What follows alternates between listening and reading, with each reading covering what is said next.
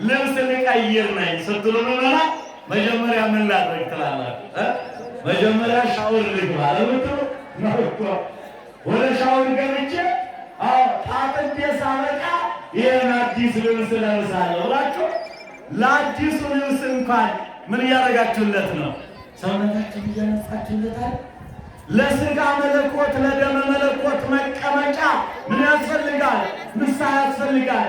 ንጹሕ ልቡና አሚሃ ያነቆረ ህሊና ከረሚሎ ለምን ምስጋ በንጹሕ ህሊና ብሎ ለተቀበለው አለ ያነቃቀዋል። መንፈስ ቅዱስ እንዲያድርበት ያደርገዋል ሰውነቱ ነው። እስቲ ካሁን ጀምረን ቃል እንግባ ምዕመናን፣ በአንድ አይን ምዕመናን ንስሐ እንገባለን በሉ እስቲ በሉ እንጂ ንስሐ እንገባለን። ከአባቶቻችን ጋር እንገናኛለን። እግዚአብሔር እንለምናለን። እግዚአብሔር ኢትዮጵያን ይቅር ይበላት። ወገኖች ክርስቲያን ሁለመናዋ የሆናችሁ የክርስቶስ ቤተሰቦች እንደምን አረፈዳችሁ? እንደምን አደራችሁ? እንደምን አረፈዳችሁ? ሆሳዕና በአርያም ለወልደ ዳዊት ለዳዊት ልጅ ሆሳዕና መባል መድኃኒት መባል ይገባዋል የሚል ነው። ይህን ቃል በማቴዎስ ወንጌል ምዕራፍ 21 የምናገኘው ኃይለ ቃል ነው። እንግዲህ ዛሬው ዕለት በእውነት የተደራረበ በዓል የተደራረበ ክብር ያለበት መድኃኔ ዓለም የዓለም መድኃኒት ዓለምን ሥጋውን ቆርሶ ደሙን አፍስሶ ያዳነበት ዕለት እንዲሁም ደግሞ ለትሕትና ብሎ በኪሩቤል ትከሻ ላይ የሚቀመጠው ጌታ ኪሩቤል ከፊቱ ለመቆም ፊቱን ለማየት የሚጨነቁለት ወያንዘፈዝፉ ክነፊሆሙ እሱን ከማየታቸው የተነሳ ክንፈ ረድኤታቸው ወይም የረድኤት ክንፋቸው የሚንዘፈዘፍ የሚፈሩለት አምላክ በዓለም ዝቅና በጣም ወረድ ብላ በተናቀች እንስሳ ወይም አህያ ተጭኖ ትሕትናውን ያሳየበት ቀን ነውና የትሕትና ባለቤት ለሁላችንም ትሕትናውን ይስጠን።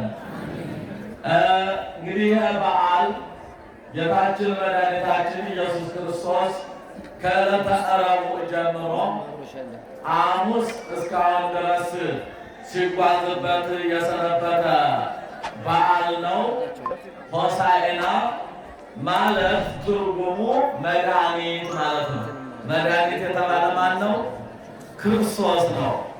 መድኃኒት ብዙ መድኃኒት ቢኖርም ክርስቶስ ግን መድኃኒትነቱ ሥጋውን ቆርሶ ደሙን አፍስሶ ዓለምን ያዳነ አምላክ ሆሳዕና ለዳዊት ልጅ በሥጋ ከዳዊት ወገን በሥጋ ለተወለደው ለሱ ሆሳዕና መድኃኒት መባል ይገባዋል የሚል ነው እና ጌታችን ኢየሱስ ክርስቶስ አስቀድሞ ሁለቱን ደቀ መዛሙርቱን ጴጥሮስንና ዮሐንስን ሁሉ ሀገረ ዘቅድሜክሙ ወደፊታችሁ ወዳለችው ሀገር ሂዱ አላቸው ይላል። እንግዲህ ከቢታንያ ተነስቶ ወደ ኢየሩሳሌም ቤተ መቅደስ ለመግባት ነው ጉዞ። ቤተ መቅደሱን ለመባረክ ትሕትናውን ለማሳየት ነው እና ሁሉ ዘቅድሜክሙ ወደፊታችሁ ወዳለችው መንደር ሂዱ።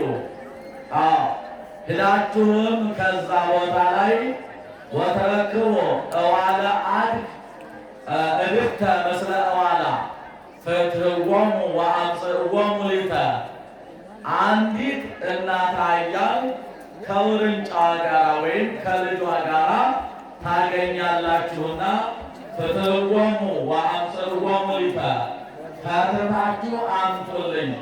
ወለእመ ይቤሉክሙ ምንተ ትገብሩ ምን ታደርጋላችሁ? ለምን ትፈልጓቸዋላችሁ አህዮቹን የሚላችሁ? ስለዚህ ፈትታችሁ አምጡልኝ አለ።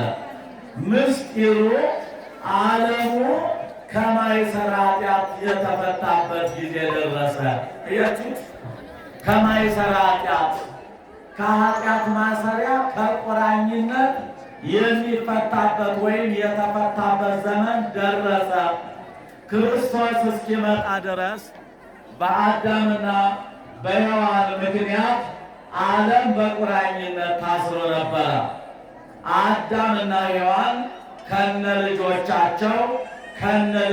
ልጆቻቸው በዲያብሎስ ዳኝነት በዲያብሎስ ቁራኝነት በሲኦል ውስጥ በግርፋት በፈተና ላይ ነበሩ።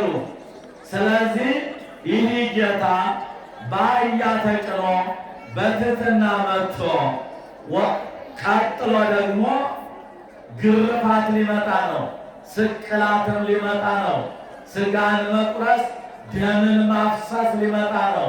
ስለዚህ ዝቅ ማለትም ትሕትናን ከዚህ ጀመረና ስለዚህ አምላካችን ከማይሰራ ኃጢአት የሚፈቱበት ጊዜ ደርሷል አለና ሁለቱን ደቀ መዛሙርቱን ልኮ ሰደዳቸው። ጴጥሮስና ዮሐንስ ሂደው እናቲቱን አህያ ከነ ግልገሏ ወይም ከነ ውርንጫዋ ፈትተው ሲወስዱ ማንም የተናገራቸው አልነበረም። ተመልሰው መጡ። ጌታችን መድኃኒታችን ኢየሱስ ክርስቶስ በኪሩቤል ትከሻ ላይ የሚቀመጠው ዙፋኑ ኪሩቤል የሚሸከሙት ዙፋን ነው። ኪሩቤል ማለት ጸዋርተ መንበር ዙፋኑን የሚሸከሙ። ይህ ዙፋን ከየት እንደቆመ አይታወቅም። ያ ዙፋን ሰማይ ነው፣ ህዋ ነው። ህዋ ማለት ምንም መጨበጫ የሌለው ዝም ብሎ ያለ በቃሉ ብቻ የቆመ ሰማይ ነው። ከዛ ላይ ዙፋን ተቀምጧል። ለምን? ፍጡራን በሚያዩት መሰረት ነው። እኛ አይናችን የሚያርፍበት ፍጡራን ያለ ቦታ ስለማንቀመጥ ለእኛ ነው።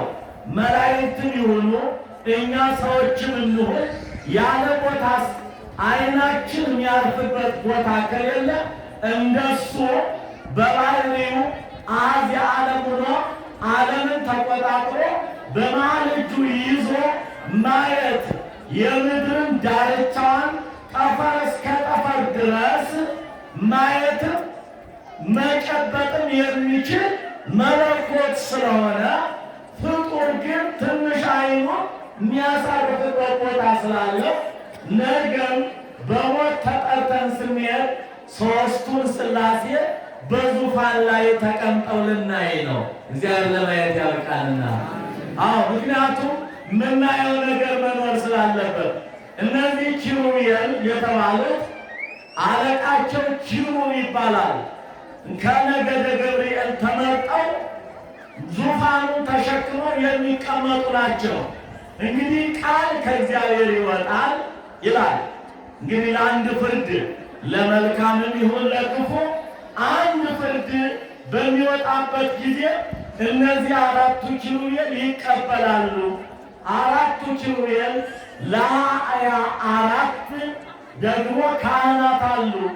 አለቃቸው ሱራፊ ይባላልና ሱራፊል የሚባሉ 24 የሰማይ ካህናት አሉና እነሱ ደግሞ ስራቸው ማይጠንት ነው፣ ማጠን ነው ማለት ነው።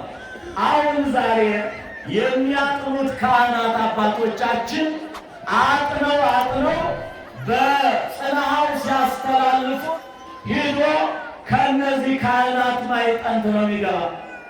ይገርማቸዋል እኮ ውስተ ስያ ሱራፊ ለስዕለተነ ደዩ አለሚ አባ ጊዮርጊስ ሲናገር ይላል ማይጠንታችንን ወስደ ከሱራፌሉ ማይጠንት አስገባልን ነው የሚለው።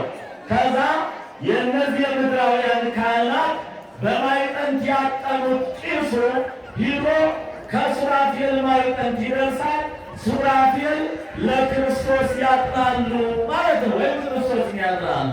ስለዚህ ቃል ከእግዚአብሔር ይወጣል፣ ኪሩቤል ይቀበሉታል። ኪሩቤል ለሱራፌል ይነግራሉ፣ ሱራፌል ለሚካኤልና ለገብርኤል፣ ሚካኤልና ገብርኤል ለነቢያት ነቢያት ለሕዝቡ አለ።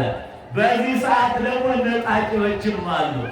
በዚህ ሰዓት እውነቱ ቃል ሲነገር ሰይጣናት ደግሞ ሰምተው ቃሉን ይነጥቁና ለነቢያት ሐሰት ይናገራሉ ይላል። የብሉይ ኪዳን ቅደም ተከተሉ ይላል።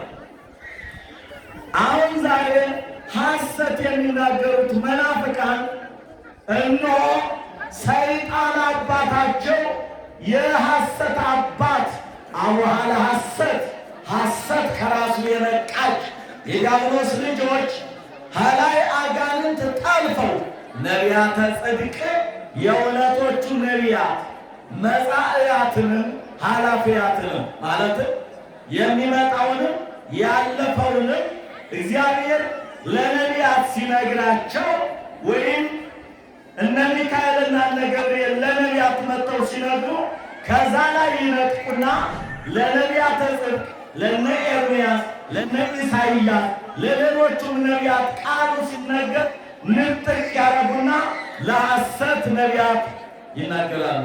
ለምሳሌ ትንቢተ ኤርምያስ 70 ዘመን ሙሉ ትማረካላችሁ አላቸው እስራኤል። እግዚአብሔርን በድላችሁታልና 70 ዘመን ትማረካላችሁ ብሎ ሲያስተላልፍ ጳስኮር የሚባል አንድ ሐሰተኛ ተነሳና 2 ዓመት ብቻ ናት አለ። አያቱ ማን ስለነገረው? ሰይጣን ስለነገረው ማለት ነው። ስለዚህ እምናየው ስላለን ነው ወደዛ ያድርጎ። ስለዚህ ያ በኪሩቤል የሚቀመጠው አምላክ ወረደና ወደ ታች መጣ። በተናቀችው ሰው እንኳን አይገባም እንጂ ሰው ሲሰደብ አላዋቂ ነው አልተማረም ነው ለማለት ሰዎች እንኳን ሲጠቀሙ ገሌ ያያለው አውቆ ዝቅ አድርጎ ለማየት እኮ ነው። ጭራሽ አልተማረም አላወቀም ማለቱ አልበቃ ብሎ አውርዶ ዝቅ አድርጎ ለመናገር ሲፈልግ አያለው ገሌ ብለው አውርደው ይናገራሉ ማለት ነው። ስለዚህ ያ ጌታ በኪሩቤል ላይ የተቀመጠው አምላክ በአህያይቱና በውርንጫዋ ላይ በአንድነት በተአምራት ተቀመጠባቸው። በሁለት አህያ ተቀምጦ መሄድ ይቻላል? አይቻልም። በአንዱ መሄድ ይቻል ይሆናል። በሁለቱ በተአምራት በሁለቱም ተቀምጦ ይሄድ ነበረ። ከቢታንያ እስከ ኢየሩሳሌም ቤተ መቅደስ 16 ምዕራፍ ነው። ስንት ምዕራፍ ነው? 16 ምዕራፍ ነው። ይህ ማለት በአሁኑ ኪሎ ሜትር ማለት ነው። ስለዚህ ያን በዛን ሰዓት ጌታችን መድኃኒታችን ኢየሱስ ክርስቶስ 16ቱን ሰዓት ምዕራፍ ማለት ነው በእግሩ ሄደው አህዮቹ እየተጎተቱ እየመጡ ባልባላው እየተከተሉ በእግሩ ግን 16ቱን ምዕራፍ ሄደው ለምን? ሰው እንደሆነ ለማጠየቅ ነው። ፍጹም ሰው ፍጹም አምላክ እንደሆነ። ከዛ በኋላ 14ቱን እንግዲህ በአህያይቱ በእናቲቱ አህያ ሂዶ ሲያበቃ 3 ጊዜ ቤተ መቅደሱን ዞሮ በውርንጫይቱ ወደ ቤተ መቅደሱ ገባ ይላል። ይህ ምስጢር ምንድን ነው? ምዕመናን ባጭሩ ጌታችን በአህያስ ይመሄዱ ምስጢሩ ምንድን ነው ከተባለ አንደኛ ነግሬያቸዋለሁ፣ ስለ ትሕትና ነው። በልዕልና የነበረው አምላክ ራሱን ዝቅ አድርጎ የወደቁትን ለማንሳት መምጣቱን ሲያመለክት፣ ዋናው ምክንያት ግን በብሉይ ኪዳን ዘመን አባቶቹ ነቢያት ይላል ታሪኩ። እንግዲህ አባቶቹ ነቢያት ምን ያደርጉ ነበረ? ዘመኑ ዘመነ ሰላም፣ ዘመነ ፍቅር፣ ዘመነ ትሕትና የሆነ እንደሆነ ምን ያደርጋሉ?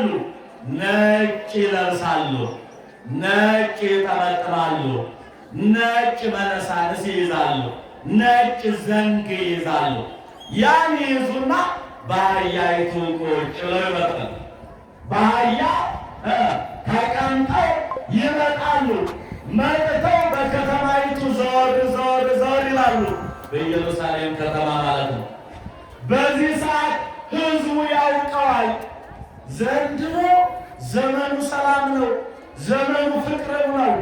ዘመኑ የትህትና ዘመን ነው።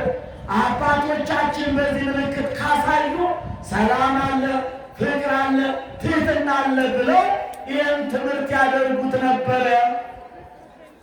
ዘመኑ ግን የከፋ ዘመን የሆነ እንደሆነ የመከራ ዘመን እንደ ዘመናችን፣ የጦርነት ዘመን፣ የፍጅት ዘመን፣ ትህትና የራቀበት፣ ወንድም ወንድሙን የማያምርበት ዘመን፣ ክፉ ዘመን፣ ወንድሙን አፍሮ ገንዘብ የሚቀማበት ብላ ተባላ የሆነበት ዘመን በሆነ ጊዜ አባቶቹ ነቢያት ወይም በዛን ዘመን የነበሩት በምን ይችላል የነበሩት ነቢያት ምን ያደርጋሉ? ከል ይለብሳሉ። ከል ማለት ጥቁር ማለት ነው። ጥቁር ይለብሳሉ፣ ጥቁር ይጠመጥማሉ፣ ጥቁር መነሳንስ ይይዛሉ፣ ጥቁር ዘንግ ይይዛሉ። አያችሁ፣ ያን ጊዜ በፈረስ ይቀመጣሉ ወይም በበቅሎ ተቀምጠው በከተማይቱ ይዞራሉ። አሁን መከራ መጣባችሁ፣ ተነሱ፣ ተጠንቀቁ፣ ጸልዩ፣ ተፋቀሩ፣ ንስሐ ግቡ ለማለት ለመስበክ ነው። ያን ጊዜ ምዕመናነ እስራኤል ተነስተው ዘመኑ ዘመነ መከራ እንደሆነ በአባቶቻቸው በነቢያት ምልክት ተነስተው ጸሎት ይጀምራሉ። ተነሱ ያለው አሁን እኮ ችግር የለም። በነፃነት ቁጭ ብሎ ክፋትን ዙፋን አድርጎ ቁጭ ነው። መከራ እየፈሰሰ ነው። ምዕመናን እያለቁ ነው። ነጮ ነው ይጮሃል ዓለም። ነገር ግን እኛ ፍንክች የለችም። እንዴ መንግስት ናችሁ እንዴ? እኛ እኮ ብዙ ነበርን። አንድ ሰው ቢገኝ እኮ ዓለም ትድናለች። ዝም ብለው መሰላችሁ ነንታ ዛሬ ተነስተው ወደ ኢየሩሳሌም ዘወር ያሉበት ምክንያት ከቶ ምንድን ነው? ይህች ሀገር እንዴት ሁነን ብናለቅስ ነው እግዚአብሔርን ይሰማል ለማለት እኮ ነው። አያችሁት? ድካሙ ይበቃቸው ነበር።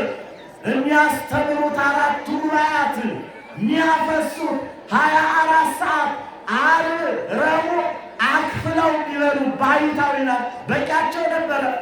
ምን ነው ፍትሕ ያልተገኘ እኮ ነው። አያችሁት? ምንድን ነው ፍትሕ ያልተገኘው? ምንድን ነው ይሄ መከራ? እስቲ እሱ ከጸለየባት እሱ ከዛ ሱባኤ ከገባባት ሳይቸግረው እጸድቃይል ጻድቅ ራሱ እከብራይል ራሱ ክቡር ስለ መንግሥተ ሰማያት አይጨነቅ። መንግሥተ ሰማያት በእጁ ናት። መንግሥተ ሰማያት ተብሎ የሚወረሰው መንግሥተ ሰማያት ሰማያም አይከለክሉም። እነሆ መንግሥተ ሰማያት ይሏችኋል እኔ ነኝ። መንግሥተ ሰማያት ማለት በእጃቸው የተጨበጠች ናት፣ በሥራ የምታገኟት ናት ብሎ ያስተማረ አምላክ ከዛች ሱባኤ ለባሕታውያን ምሳሌ ለመሆን ሱባኤ ከገባባት ላይ እስቲ አልቅሼ ልምጣ እኮ ነው። እስቲ እግዚአብሔር በረከት ይስማቸው። እግዚአብሔር እስቲ መድኃኒዓለም ይስማልን፣ እኛንም ይስማ ነው። ስለዚህ ወገኖቼ ይሄ ሁሉ አዎ እንጮኻለን፣ ይጮኻል፣ ሰሚ የለም። ምዕመናን ተነስቶ ሰላማዊ ሰልፍ ምናምን ይህ ምንድን ነው? ሰላማዊ ሰልፍ ወደ እግዚአብሔር ቢሆን ብንጮኸው ወደ እግዚአብሔር በውስጣችን ሁላችን ንስሐ ገብተን አባቶቻችን ጋር ተገናኝተን አቤት የሰራዊት ጌታ እግዚአብሔር ብለን በ3 ቀን ምሕረት አልወረደ። በ3 ቀን እኛ እኮ ጠቅላላ አብይ ጾም ከገባ ጊዜ ጀምረን ስብሐተ ነጉ ይፈሳል፣ ሰዓታተ ሌሊቱ የቅዱስ አባ ጊዮርጊስ ዘጋስጫው ጸሎት ይፈሳል፣ ቅዳሴው ሳይታጎል ይፈሳል፣ ሥጋው ደግሞ ይፈተታል። ምንድን ነው ግን ወገኖች? እስኪ ወደ ራሳችን መለስ እንበል። ምንድን ነው ይሄ ነገር? መቼ ነው እንዳው እንደው በቃ የሮሮ የልቅሶ የጩኸት ነገር ማንሰማበት ጊዜ አይናፍቃችሁም? አያስጨንቃችሁ? እንደውም ሞቱም ተለመደ። ድሮኛ በመቃብር አልፎ ለመሄድ የሞተ ሰው አስከሬን ለማየት እንጨነቅ አልነበረም? እንፈራ አልነበረም? ዛሬ ሰው ሲታረድ ሰው ሲገደል አየኸው እንዴት የሚያደርገው ታያለህ ብሎ ሳይፈራ ያየው ለመደው። ሞትን ለመድ ነው፣ ድፍረትን ለመድ ነው። ምናና ይህ እስከ መቼ ድረስ ነው? እግዚአብሔር ይስማው። እና በዛን ሰዓት ከል ለብሰው ከል ጠምጥመው ማለት ጥቁር ጠምጥመው ጥቁር ለብሰው ጥቁር መነሳንስ ወይም ጭራ ይዘው ጥቁር ዘንግ ይዘው በፈረስና ወይም በበቅሎ ተቀምጠው ከተማይቱ ሲዞራ ሁሉም ያደርግልን ንስሐ ይገባ ነበር። እኛ መቼ ነው ንስሐ የምንገባው? መቼ ነው ለእግዚአብሔር የምንጮኸው? ልቡናችንን እግዚአብሔር ይመልሰው አምላካችን። ወደ ምስጢሩ ስንገባ በአህያ የተቀመጠ ይላሉ ሊቃውንቶቻችን። አባቶቻችን በአህያ ላይ ተቀምጦ መሄዱ የኛ ጌታ ኢየሱስ ክርስቶስ አሉ መተርጉማን ሊቃውንቶቻችን። በአህያ የተቀመጠ ይላሉ ሩቆ አያመልጥም አሉ፣ አሳዶም አይዝም። እየቱት በአህያ የተቀመጠ ሰው ሩቆ ላምልጥም ቢልም አህያውን ያልትሮጣለች ፈረስ በቅሎ ቢሆን ነው እንጂ ደግሞ ማሳድ እንጂ ደርሼ ይዛለሁም ቢል አይችልም አለ። ስለዚህ ምስጢሩ ምንድን ነው? ብትፈልጉኝ አልታጣም፣ ካልፈለጋችሁኝ ግን ምን አልገኝም ማለት ነው። በፈረስና በሰረገላ መታየቱ ደግሞ ምንድነው ከተባለ በአህያ መቀመጡ ያፈረስና ሰረገላው የችግር ጊዜ ነበረ። ሰዎች በፈረስ በሰረገላ ሆነው ይዋጉ ነበር። 10ሩ ነገድና 2ቱ ነገድ ምን አለ? አጠፍ ሰረገላ እምኤፍሬም ወአፍራሰ እምይሁዳ ይላል ዘካርያስ ነው የሚናገር። እንግዲህ በኋላ አለ እንግዲህ በኋላ በፈረስና በሰረገላ ሆኖ የሚገጥም ጦርነት የሚገጥም ሰው አይኖርም፣ በእኔ ሰላም ይፈጠራል። ዛሬ እሱ አይደለም የሚመራ እነሱም እኮ አልተቀበሉትም። ያን ጊዜ ይህን ምልክት የሰጣቸው ቤተ አይሁድ አልተቀበሉትም። ማን የተቀበለው? እኛ የተቀበልነው ግን አልመሰልነው። ስሙን ይዘነዋል፣ ክርስቲያን ነን፣ የተዋሕዶ ልጆች ነን።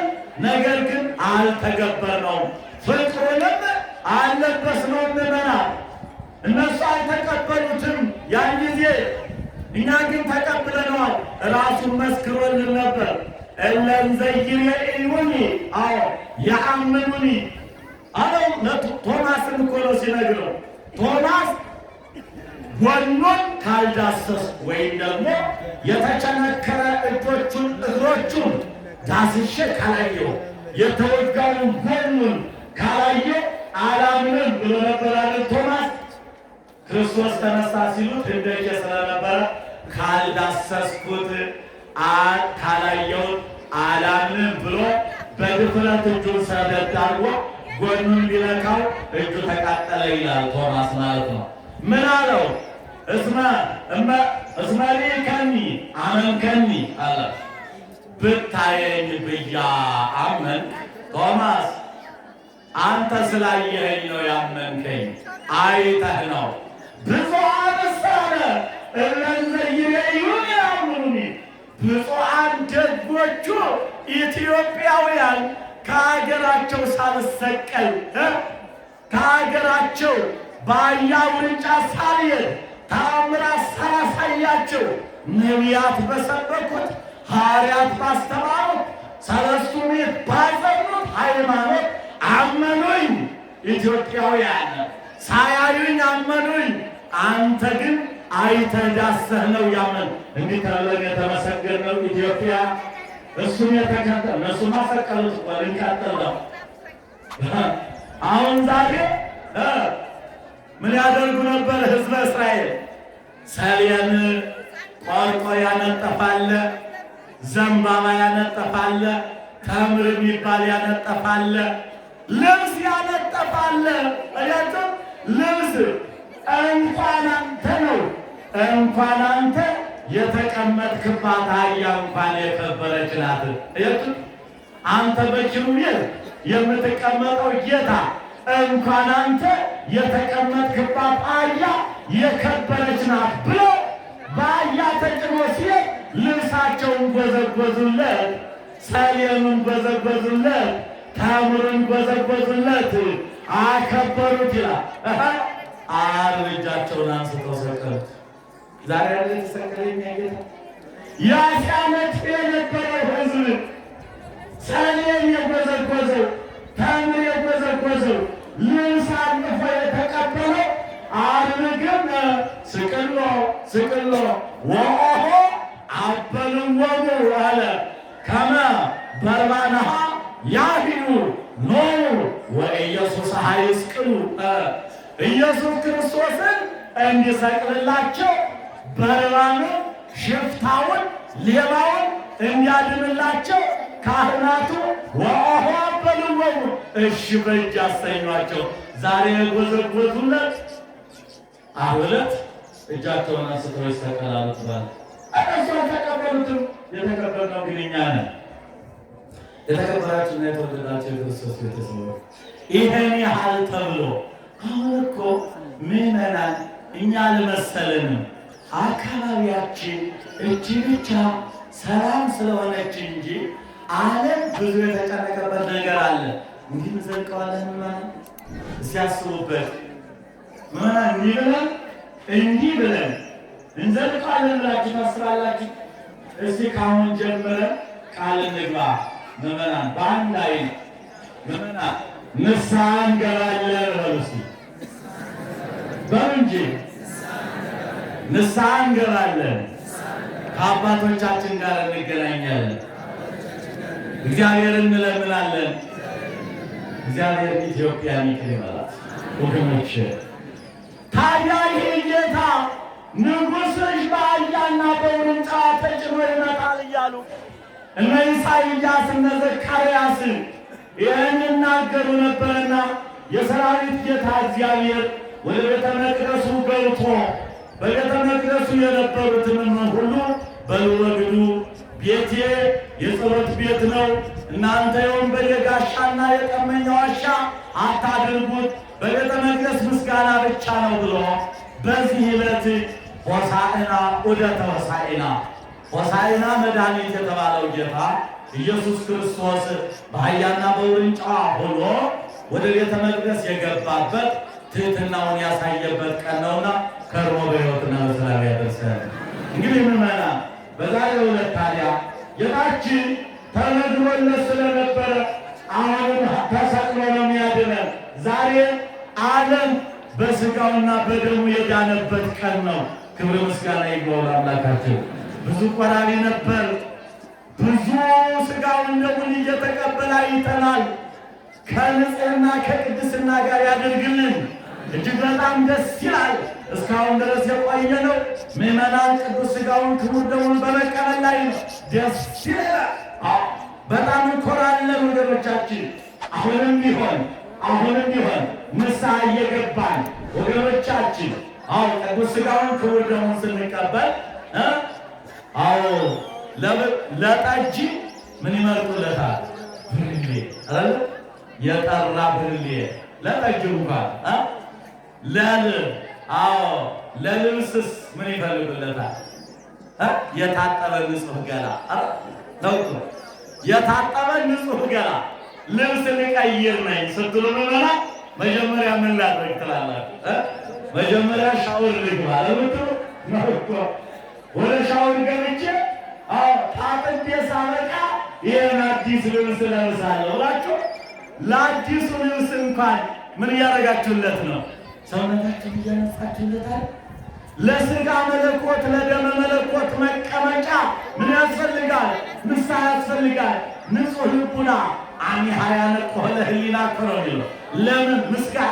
አዎ በንጹሕ ህሊና ብሎ ለተቀበለው አለ ያነቃቃዋል። መንፈስ ቅዱስ እንዲያድርበት ያደርገዋል ሰውነቱን ነው።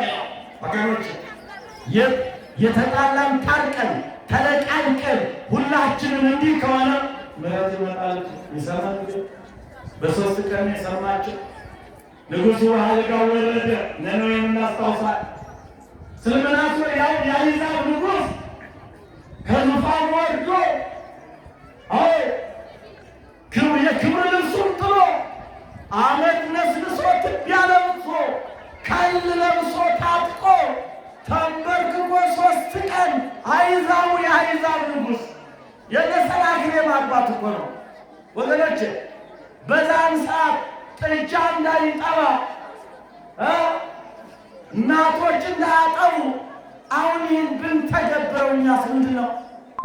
እንደ 3 ቀን አሁን እኛስ ኢትዮጵያውያን ተናግረን ስናበቃ አንድ ላይ በቃ ጥጆቻችን አይጡ፣ ሕፃናቱ አይጡ፣ እኛም 3 ቀን አንበላም ብለን እስቲ ለጥ እንበል። እግዚአብሔር እንደው በእውነት ያመሰገነን በወንጌሉ ወድሶ አመስግኖ አመኑኝ አለ። ለእኛ ፊት አይሰጠንም? ሆን እግዚአብሔር አይሰጠንም? ይሰጠናል እኮ። ይህ ማድረግ ምንድን ያስጨነቀን? ምን ይመራናትን ይሆን? ደግሞ እንግዲህ ምህላው እንዳይደረግ ጸሎት እንዳይደረግ ሊከለክል ምን ነገር ይኖር ይሆን? እንጃ። ለመሱ ጉዳይ ደግሞ እሱን መፍትሄ ይስተዋላል። እንግዲህ ሌላ ምን ይመስላል? ስለዚህ ወገኖቼ መድኃኔዓለም ክርስቶስ ይህን ካደረገ በኋላ አሁን ወደ ስቅለቱ ነው። ወደ ስቅለቱ እንምጣና ትንሽ ብለን እንጠቅልን ምዕመናን። አሁን የኛ ጌታ ኢየሱስ ክርስቶስ ወደ ቀራንዮ ያመራው በማቴዎስ ወንጌል ምዕራፍ 26 ምን አለ? አዎ ነገ ወደ ኢየሩሳሌም እንሄዳለን። የሰምን አሁን ኢየሩሳሌም ወደ ኢየሩሳሌም ነገ እንሄዳለን አለ። ወየሕዝብ ወደ ወልደ ባለመህላው አለ። ዛሬ ያነጠፈልኝ ሕዝብ፣ ዛሬ ሰሌን የጎዘጎዘልኝ ሕዝብ፣ ዛሬ ተምር የዘረጋልኝ ሕዝብ ምንጣፍ እንኳን ለኔ ለአህያይቱ አዎ ባዶ እግሯን መሄድ አይገባትም ብሎን ልብስ ያነጠፈልኝ ሕዝብ ነገ ሊያሰቅለኝ እጁን የሚያወጣበት ጊዜ ደረሰ አለ።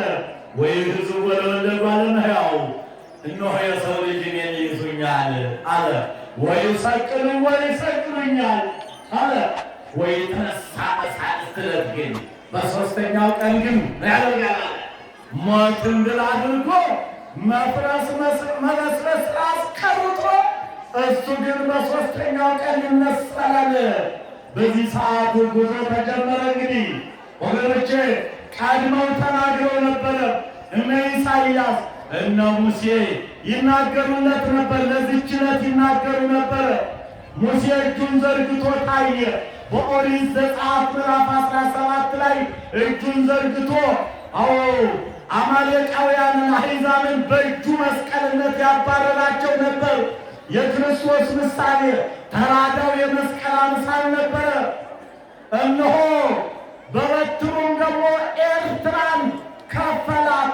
በትሯ የመስቀል የዛሬው ዕለት ነበረች። ነሣ ሙሴ በትረ ይላል ቅዱስ ያሬድ ጸለየ ወአማይተረ ካልባላ ውእቱ ባሪያ መስቀል። እነሆ የእኛ ጌታ በሙሴ መስቀሉን ያሳየው ነበረ። እነሆ በያዕቆብ እጅ እጁን አስተላልፎ የመስቀል ምልክት ያዕቆብ አድርጎ ነበረ። ነቢየ እግዚአብሔር ዳዊት ለዚህች ዕለት ሲተነብይላት በመዝሙረ ዳዊት መዝሙር 73 ቁጥር 12 ወገብረ መድኃኒተ በማእከለ ምድር እነሆ እግዚአብሔር ንጉሡ ድንግል ማለት ወገብረ መድኃኒተ በማእከለ እነሆ ኢየሱስ ክርስቶስ ከዓለም በፊት ንጉሥ ነው። ከዓለም በፊት ምንድን ነው? ንጉሥ ነው አለ።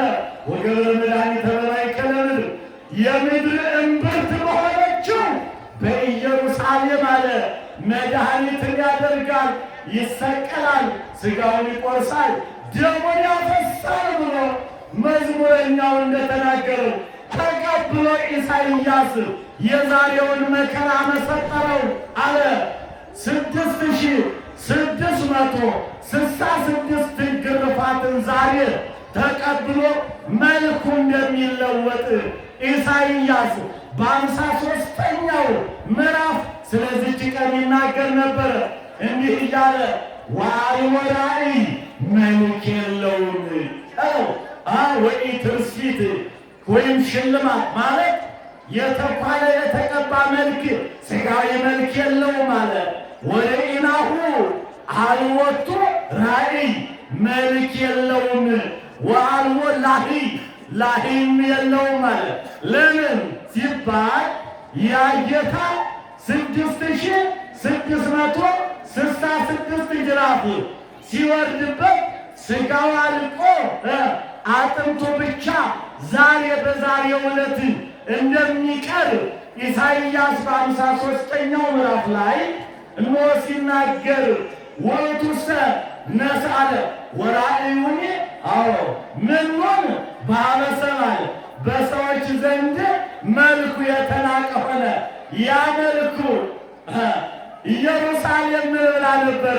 በአህያና በውርንጫ ተጭኖ ሲሄድ መልኩ የፀሐይን ብርሃን በዘበዛት ይላል። አያችሁ፣ የፀሐይን ብርሃን እየበዘበዛ መኑ ውእቱ ማነው ይህ ሲሉት የነበረ ያ መልክ በግርፋት እንደሚጠቁር በግርፋት ጨለማ እንደሚመስል ነቢየ እግዚአብሔር ኢሳይያስ ሲናገር ወአልቦ ራእይ መልክ የለውም፣ ገርፈው ደሙን አፍሰው አጥንቱን ብቻ አስቀርተው መልኩ እንዳይታይ ያደርጉታል ብሎ የተናገረው ነገር ደረሰ። በዛሬው ዕለት ወገኖቼ የእኛ ጌታ ከዚህ በኋላ ተጓዘ ወደ ቀራንዮ። የተነገረለት ከዚህ በኋላ ነው። ቤተ አይሁድ ይፈልጉት ነበረ፣ ድዊ በመፈወሱ ሙታንን በማስነሳቱ ኅብስት አበርክቶ በማብላቱ። ኃጢአቱ ነበር የእኛ ጌታ ኃጢአቱ ነው። ለባህሪው ምን ይስማማዋል? ለእሱ ባህሪ ኃጢአት አይስማማው። ዓለም እኮ ኃጢአት ስትሰራላት መልካም አሜን ብላ ትቀበላለች። በጎ ብትሰራም ደግሞ ጠበዛ። አሁንማ ዛሬ እኮ ራሱ ጽድቅ መስራት እኮ ማስመሰል ተብሎ ተወሰደ እኮ አያችሁ።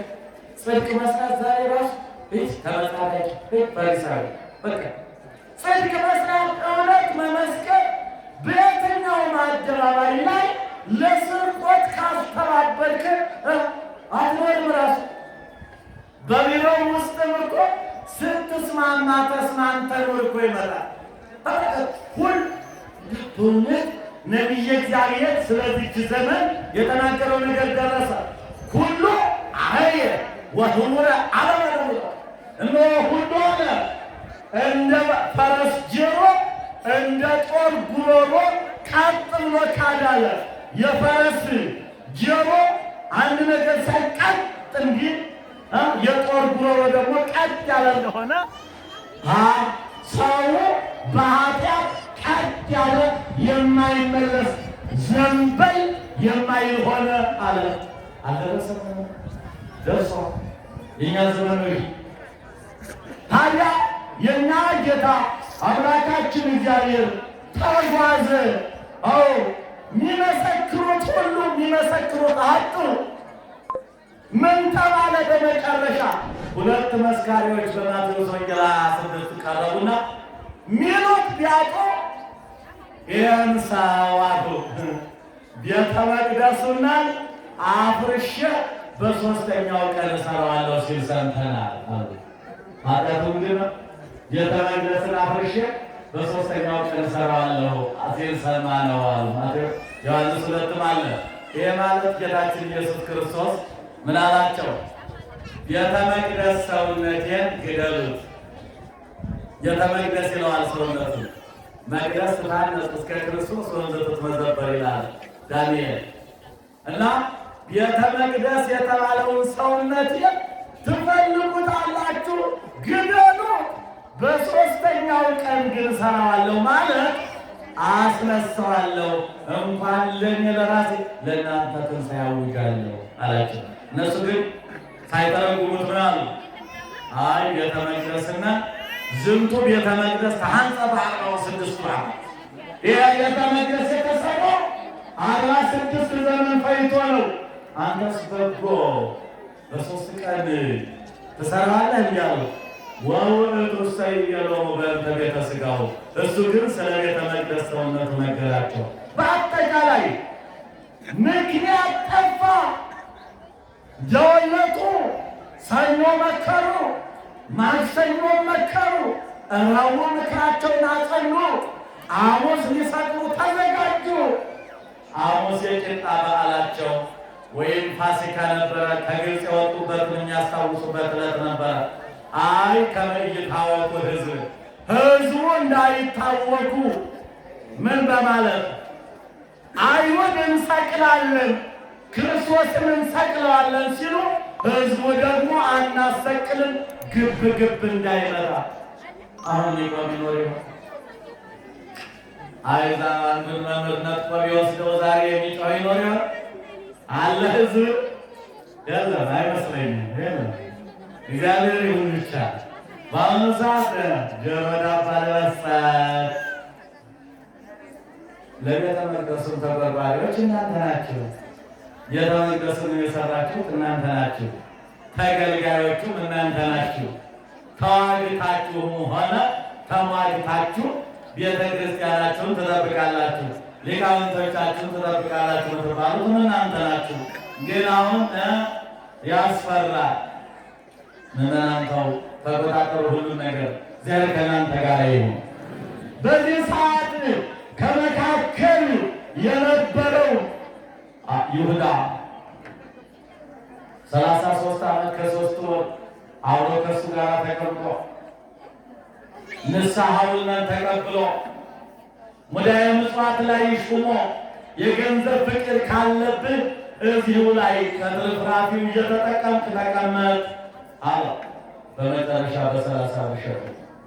ሐሙስ ዕለት ማርያምን ተፍረት የምትባል ሴት ኃጢአተኛ ነበረች በዚህ ዓለም። ነገር ግን ከዕለታት አንድ ቀን የሰውነቷን ደም ግባት በረጅም መስተዋት አድርጋ አካሏን ገልጣ ብታይ እንደ ፀሐይ ያበራ ነበረ። ምን ያረጋል? መፍረስ መበስበስ አለ አይደል እንዴ? የዚያማ ተሃድገለኪ ኃጢአትኪ ተሃድገለከ ኃጢአትከ፣ ኃጢአትህ ቀረልህ፣ ኃጢአትሽ ቀረልሽ እያለ ሳያከብድ ሸክምን እያቀለለ የሚምር ጌታ መጥቶ የለ እንዴ? አሁን አልጠቀምበትም ያለችና በራ ሂዳ የ300 ብር ሽቶ ገዝታ ሀድኖ ከሚባል ሰው ይዛ ገሰገሰች። አዎ አገኘችው። ዛሬ ዘማዎች ኃጢአት መጨመር እንጂ ይህን ኃጢአት በቃይ ብለው አይተውትም። ዓለም መልከ መልካሙን እየመረጡ ሆቴል ላይ ይጠጡታል። ምን ሊያደርግ ነው? ሊስብ ነው። ለኃጢአት ምክንያት እንዲሆን መብል መጠጡ እንዲበላ እንዲጠጣ መልክን በማየት ደም ግባትን በማየት ወጣቶች ሴቶችን በማየት መጠጡ እንዲጠጣ መብሉ እንዲበላ እንዲህ ብለን ነው። ታዲያ እግዚአብሔር ቀና ብለን ወገኔ እንዴት ሆነን ነው ከእሱ ፊት እንዴት አድርጎ ነው ቀና ብሎ ሊሄድ የሚችል? ስራችን ይህ አይደለም። ሄደች፣ አመለጠች፣ እየመረረች ሄደች። ሄዳ ከእግሩ ላይ የ300 ብሩን ሽቶ ከሰከሰችበት ይላል። በጠጉሯ ከእግር እስከ ራሱ ድረስ አላሰችው። እንዴት እቺ ኃጢአተኛ ሴት እንዴት እሱን ንጹሕ ባህሪ ትነካዋለች? እንዴት እስታገሳት? እንዲህ ሰው ለካ ይንቅም እንዲህ ቸር ነው እስኪባል ራስ ወቃች። እስቲ ኑሰሽ ቀዳደም እስቲ ሌላውስ በ3 ሰዓት ፈያታዊ ዘማን በዛሬው ዕለት አይደለም በ3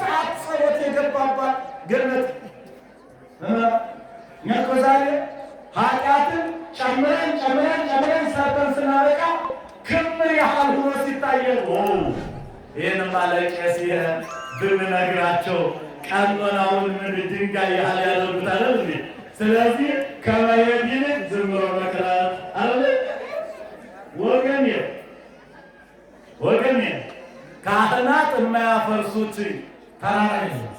ወገኔ ዘአፈርክሙ በምድር ይከውን ሥራ በሰማያት ወዘፈጣይክሙ በምድር ይከውን ፍትሐ በሰማይ። በሰማይ በምድር ያሰራጩት የታሰረ የመጣችሁ የተመታ ነው ተብሏል። ምዕመናን ከዚህ በኋላ ነው እች ሴት አለ ዘመጠነዝ እፍረተ አይጎለት ዛቲ ብእሲ። ይች ሴት እኮ ይህንን ሽቱ በከንቱ አበላሽት አለ። አሁን እሱ እንግዲህ ምን ያገኘ ነበር መሰላችሁ? ባጭሩ 300 ከመቶ 10 ያገኛል። ከ300 ስንት ያገኛል? ማለት 30 ብር ያገኛል። አቆዘ ያጽድቅ ወለደያን አላ እስመ ሰራቂ ውእቱ ወያዕቅብ አስከሬነ ቀበረ ዘውዴ ምጽዋት። እሱስ ነዳያን አሳዝነውት አይደለም፣ ነገር ግን አስከሬነ ቀበረ ማለት ሙዳየ ምጽዋት ጠባቂ ስለነበረ ከሙዳየ ምጽዋቱ ከገባው 300 ብር 30 ብር ነበረው። በ30 ብር ቀንቶ ነው። ከዚህ በኋላ ሐሙስ ዕለት ማዕዱን ባረከ። ያልቀነበረውን ዳቦ አንስቶ ባረከው፣ ፈተተው። ዝወቱ ሥጋዬ ወዝወቱ ደሜ እንክሙ ብሉ ኑ፣ ነገ በዕለተ ዓርብ የሚቆረሰው ሥጋዬ የሚፈሰው ደሜ ይህ ነው ብሎ ባርኮ ከሰጣቸው በኋላ በዛቲ ዕለት ኩልክሙ ትክህዱኒ፣ ሁላችሁ ክዳችሁኝ ትበተናላችሁ። ሐዋርያት እስመ ይብል መጽሐፍ ወይእህዝዎ ለኖላዊ ወይሠረዩ አባግዓ መሬቱ። ኖላዊ ክርስቶስን ይይዙታል፣ ይጨብጡታል፣ እረኛውን ይይዙታል፣ ተከታዮቹ ይበተናሉ ብሎ ተናግሯል። አናግሬአለሁና ትጠፋላችሁ በዛሬው ብሎ ከተናገረ በኋላ ወይም ደግሞ አሐዱን እምኔክሙ ያገባኒ፣ ከእናንተም አንዱ ደግሞ አሳልፎ ይሰጠኛል አለ። ሁሉም አነኑንጋ እኔ ሆን ታጨነቁ። ይሁዳም ደግሞ እኔ ተለይቼ ብቀር ደግሞ ሊያውቅብኝ ነው አለና ተመሳጥሮ ከአይሁድ ጋር ብቻ የምፈልገውን ስጡኝ እንጂ አሳልፌ እሰጣችኋለሁ። ሲይዝላችሁ እሱን ይመስል ዮሐንስ ወልደ ነጎድጓድ በመልክ የሚመስለው ስላለ እኔ ሂጄ እስምላችኋለሁ እናንተ ትይዙታላችሁ ብሎ በ30 ብር ተስማምቶ ቀራንዮ ላይ አዋለው። ከዚህ ጊዜ ይሰውረን። በነገራችን ላይ ምዕመናን ክርስቶስ የመጣበት ፕሮግራም ክርስቶስ መጥቷል። የበለስ ደም ፈሷል። ገነት ተዘግታለች። የገነትን ለምን በር ያለ ደም ማኅተም አይከፈትም። ክርስቶስ ካልተሰቀለ ደም ካልፈሰሰ በደም ማኅተም ነው የምትከፈተው። የነቢያቱ ጾም ጸሎት አልከፈታትም ነበር። ነገር ግን ምክንያት ለሆነው ለይሁዳው ይወለ ወልደ እጓለ እመሕያው ያሕውር በከመ ተሠርዐ ደንጊያሁ በከመ ተጽሕፈ ሲል እነሆ የሰው ልጅ አለ ጌታ እንደተነገረለት ትንቢቱን እንዳናገረ ይጓዛል። ነገር ግን ምክንያት ሆኖ አሳልፎ ለሚሰጠው ለይሁዳ ወዮለት። ባይወለድ በተሻለው ነበር። ከመካር ጊዜ ይሰብለን። በዚህ ሰዓት ነው ሌሊት እንግዲህ ተነስቶ አለኑን እንጋ እኔ ነኝ ማሰቅልህ አለው። አንተ ትላለህ እኔ በፈቃዴ የምሰቀለውን አንተ አሳልፌ እሰጠዋለሁ አልክ። እኔ ግን በፈቃዴ ልሰቀል መጥቻለሁ አለው። ስለዚህ በሮ ሄደና ተነስቶ ሄደ። ይዟቸው መጣ። አይሁድንን ሾተላቸውን፣ ጎመዳቸውን፣ መብራታቸውን፣ ጅራፋቸውን ይዘው ክርስቶስን ሊገርፉ ሊደበድቡ ይዘው ሊሄዱ መጡ። ዮሐንስ ወንጌል ምዕራፍ 18 ቁጥር 1 ላይ በዚህ ሰዓት በጌቴሴማኒ አጸድ ላይ በቃ እንግዲህ እኔ ልወጣ ነኝ፣ እናንተ ሂዱ አለና ውጥት አለና ሲመጡ ተሰብስበው የአምስት ገበያ ሰው ይከተለዋል።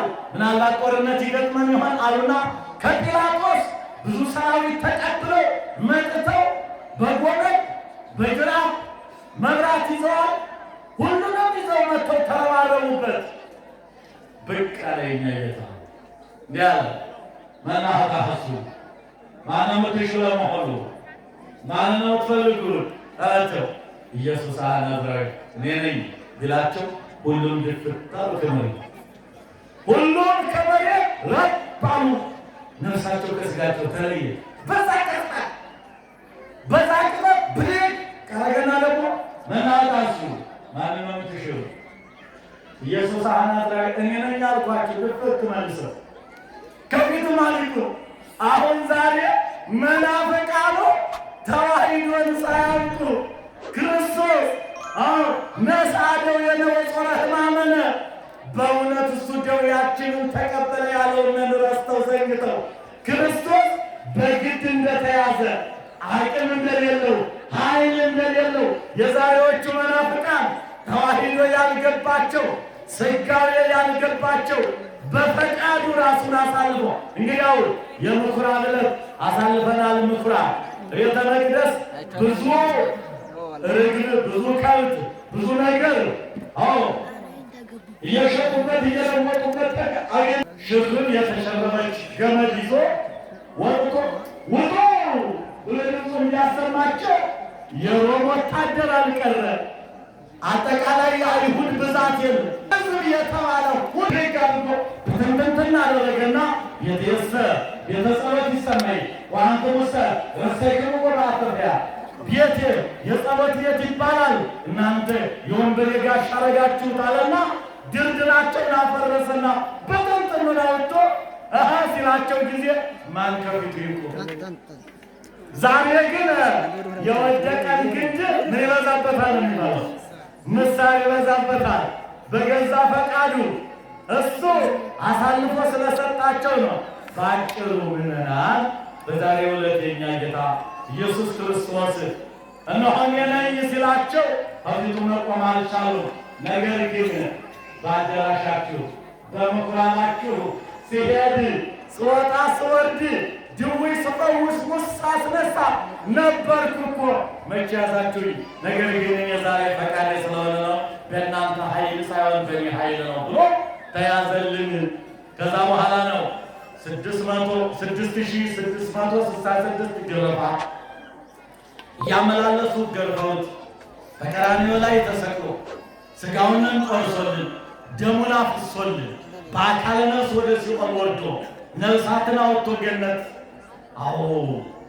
አግብቶ ለእኔና ለእናንተ ትንሣኤንን አብስሮ ድህነትን ያደረገልን ቀን ዛሬ ነው። ክብር ምስጋና ለእሱ ይሁንልን። አባቶች እንግዲህ ታላቁ የኔታ ሊቀ ሊቃውንት ዕዝራ አዲስ ሀብተ አእምሮ የተሰጣቸው ሲሰብኩ ሲያስተምሩ እንባቸው እንደ ጎርፍ እየወረደ ነው ያስተምሩት የነበረ። እኔ ትንሹ ልጃቸው በዚች ሰዓት ቆሜ እችን እንድናገር እግዚአብሔር ስለፈቀደልኝ የእሳቸውን በረከት አይለያችሁ። እንግዲህ ሰዓታችሁን ላለመውሰድ እስከዚህ ይበቃናል። ለዚህ ያደረሰን እግዚአብሔር የተመሰገነ ይሁን። ሀገራችን ኢትዮጵያን ሰላም ያደርግልን። ከርሞ ደግሞ ይህ ጦርነት የሚባል ይሄ መከራ ይሄ ቸነፈር አልፎ ደግሞ በሕይወት ኢትዮጵያ የሰላም አየር ተንፍሳ ደግሞ በሰላም ለመገናኘት ያብቃን። በሰላም ለእግዚአብሔር ወለወላዲቱ ድንግል ወለመስቀሉ ክቡር